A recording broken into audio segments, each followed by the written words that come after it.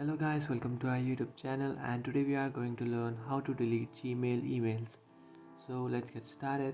In order to delete your Gmail emails, what you can do is just open up your Gmail application and just tap and hold on to an email that you would like to delete. For example, I would like to delete this email. So now what you can do is just tap on delete and you'll successfully delete this email. So now if you want to delete every single email from your account, what you can do is just tap and hold on to an email and you can find select all option in the top right. So just tap on select all, and after selecting all, now you have to scroll down. After scrolling down, you can again find the option select all, which is unchecked.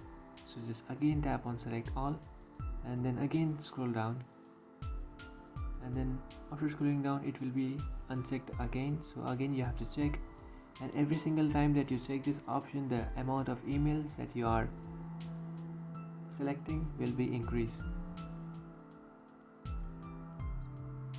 And by doing that, here you can see you have selected every single email, and now what you can do is just tap on delete, which is on the top right corner of your screen.